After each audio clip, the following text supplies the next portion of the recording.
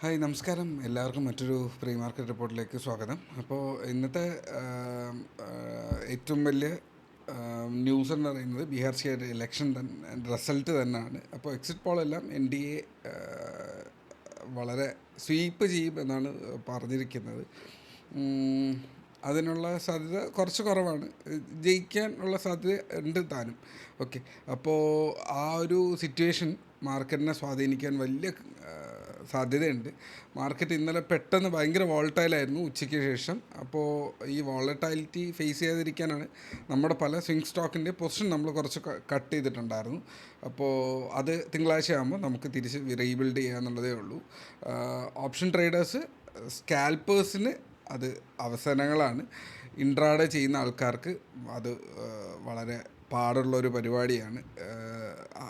Bullish ട്രെൻഡിൽ നിൽക്കുന്നത് പെട്ടെന്ന് bearish ട്രെൻഡിലേക്ക് പോകുന്നു, പെട്ടെന്ന് തിരിച്ചു വരുന്നു. സോ അത് ഹാൻഡിൽ ചെയ്യാൻ വെൽ എക്സ്പീരിയൻസ്ഡ് ആയിട്ടുള്ള ഒരു വ്യക്തിക്ക് മാത്രമേ അത് സാധിക്കുകയുള്ളൂ എന്നുള്ളത് കൂടെ പറയട്ടെ.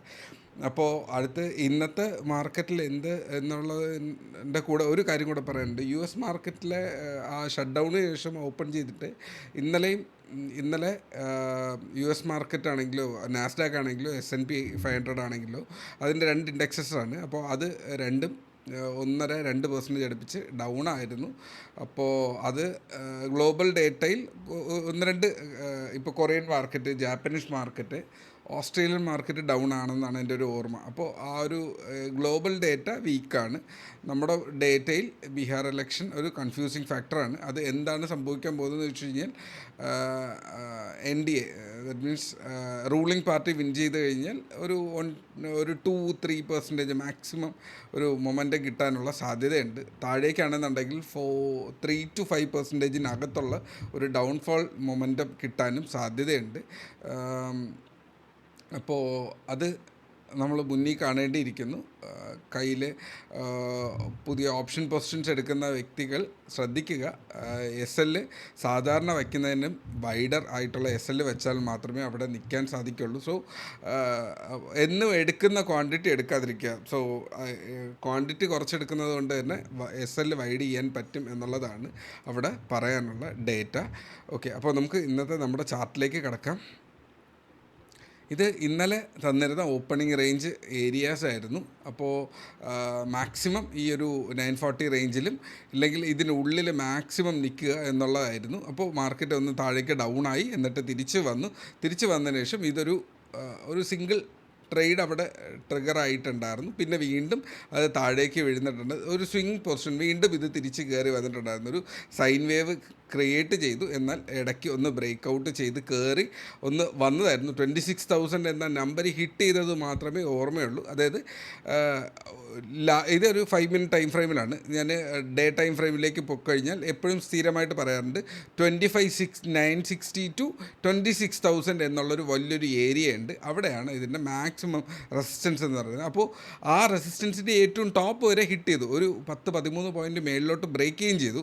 എന്നാൽ സസ്റ്റെയിൻ ചെയ്യാൻ പറ്റാണ്ട് തിരിച്ച് വന്നു. ഒരൊറ്റ ക്യാൻഡലിൽ തന്നെ അത് ഏതാണ്ട് ഒരു 80-100 പോയിൻറ്റോളം താഴെ വന്നു. ഒരു 15 മിനിറ്റിൻ്റെ ക്യാൻഡലിൽ തന്നെ ഓൾമോസ്റ്റ് 150 പോയിൻറ്റോളം താഴെ വന്നു എന്നുള്ളതാണ്. ഇത് സ്വാഭാവികമാണ്, വിഷയമുള്ള പരിപാടിയല്ല. മാർക്കറ്റ് ഇന്നും തിരിച്ച് വീണ്ടും ഇതെന്ത് സംഭവിച്ചു എന്ന് കഴിഞ്ഞാൽ പുറത്തേക്ക് പോകാൻ ശ്രമിച്ചു.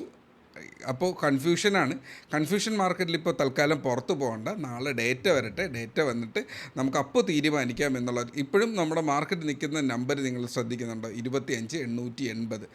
അപ്പോൾ ഈ 880 ഇത് കാണുന്ന എൻ്റെ സ്റ്റുഡൻസ് ഉണ്ടാവും. ഞാൻ സ്ഥിരം പറയുന്ന ഒരു ഏരിയയാണ് ഏതൊരു നമ്പറിൻ്റെ ആണെങ്കിലും 880 എന്നുള്ളൊരു ഏരിയ വളരെ ഇമ്പോർട്ടൻ്റ് ആയിട്ടുള്ള ഏരിയ ആണെന്നുള്ളത്. അത് തന്നെ വീണ്ടും റിപ്പീറ്റ് ചെയ്യുന്നു. ഇതിൻ്റെ പേരാണ് പ്രൈസ് ആക്ഷൻ എന്ന് പറയുന്നത്. ഹിസ്റ്ററി റിപ്പീറ്റ് ഇറ്റ് സെൽഫ് എന്ന് പറയുന്ന അതേ സംഭവമാണ് പ്രൈസ് ആക്ഷൻ എന്ന് പറയുന്നത്. അതേ സംഭവം തന്നെയാണ് ഇന്നും സംഭവിച്ചുകൊണ്ടിരിക്കുന്നത്. ഇനി ഇവിടെ നിന്നിട്ട് 880 അടുത്ത് നിന്നിട്ട് മാർക്കറ്റിനൊരു കൺഫ്യൂഷൻ ഫാക്ടർ മാറി എന്ന് തോന്നിയാൽ ഇത് ഈ ഒരു ഏരിയയ്ക്ക് ഉള്ളിൽ തന്നെ നിൽക്കാൻ സാധ്യതയുണ്ട്. അതിനുശേഷം ഇത് മൂവ് ചെയ്യാനുള്ള സാധ്യതയാണ് കൂടുതൽ. സോ ലെവൽസ് ഇനി പറഞ്ഞു തരേണ്ട ആവശ്യമുണ്ടെന്ന് തോന്നുന്നില്ല. കൃത്യമായിട്ട് എല്ലാം ചാർട്ടിനകത്ത് തന്നെയുണ്ട്. 25,800, 25,880, 25,960 to 26,000.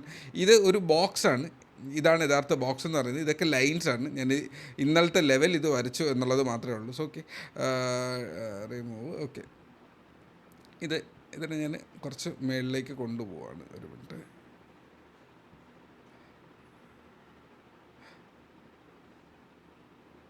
ഓക്കെ, ഇതാണ് ഇതിൻ്റെ ഏരിയ എന്ന് പറയുന്നത്. ഇതാണ് ഇതിൻ്റെ മാക്സിമം ഏരിയ എന്ന് പറയുന്നത്. സോ മാർക്കറ്റ് ഈ ലൈൻസ് നിങ്ങൾക്ക് ഇമ്പോർട്ടൻ്റ് ആണ് എന്നുള്ളത് ആദ്യം മനസ്സിലാക്കുക. 26-240 ഇതിനേക്കാളും ഇമ്പോർട്ടൻറ്റ് 26-100, പിന്നെ 240 ആണ് അതിൻ്റെ മേളിലേക്കുള്ളത്.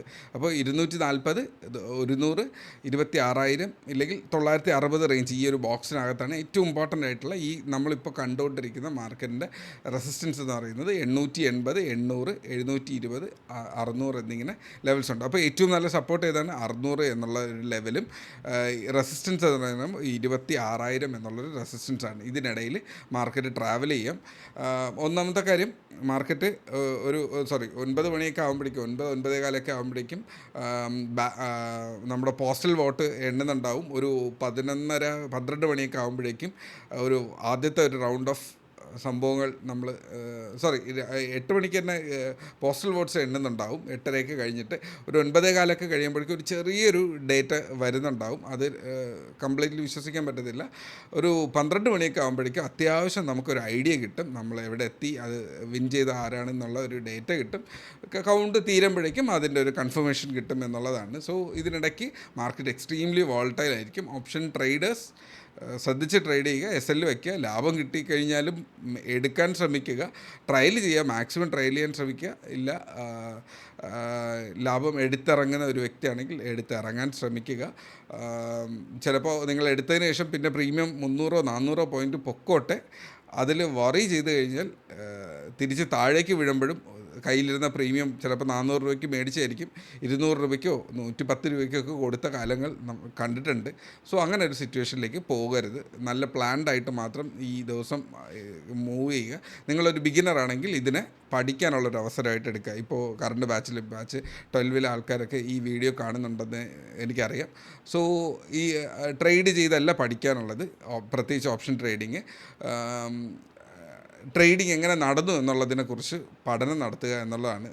ഏതൊരു സ്റ്റുഡൻ്റ് ആണെങ്കിലും ഏതൊരു മെമ്പർ ആണെങ്കിലും ഞാൻ പറയുന്നതെന്ന് പറഞ്ഞാൽ ഇത് നിങ്ങൾ ഒരു അവസരമായിട്ട് എടുക്കുക. നിങ്ങളുടെ ഭാവിയിൽ ഇതുപോലെ 10, 20, 50 ഇലക്ഷൻസ് നടക്കും. അതിൽ നിങ്ങളുടെ കഴിവ് തെളിയിക്കണമെന്നുണ്ടെങ്കിൽ, ഇല്ലെങ്കിൽ നിങ്ങളുടെ സംഭാവന പോസിറ്റീവായിരിക്കാൻ സാധിക്കണമെങ്കിൽ നിങ്ങളുടെ ഫ്രണ്ടിൽ നിങ്ങൾ ഒരു ബിഗിനറായിരിക്കുന്ന കാലഘട്ടത്തിൽ അതിനെ നിങ്ങൾ പ്ലാൻഡ് ആയിട്ട് അതിനെ നിങ്ങൾ പഠിച്ചിട്ടുണ്ടെന്നും അതിനെ നിങ്ങൾ ഫേസ് ചെയ്തിട്ടുണ്ടെന്നും മേക്ക് ഷുവർ ചെയ്യുക.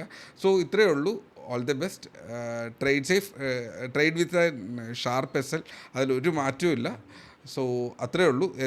നിങ്ങൾ ഇന്നത്തെ ദിവസം ട്രേഡ് ചെയ്യുന്നുണ്ടെങ്കിൽ മാക്സിമം ഒരു SL നമ്പർ വെച്ചിരിക്കുക. ഇപ്പോൾ നിങ്ങളുടെ ക്യാപിറ്റൽ ഒരു 20, ഒരു ഓപ്ഷൻ ബയറിനാണ് ഞാൻ പറയുന്നത് കേട്ടോ, ഒരു 20,000 രൂപയ്ക്കാണ് ട്രേഡ് ചെയ്യുന്നതെങ്കിൽ നിങ്ങളുടെ മാക്സിമം ലോസ് എന്ന് പറയുന്നത് 4,000-ൽ തന്നെ കട്ട് ചെയ്യാൻ ശ്രമിക്കുക.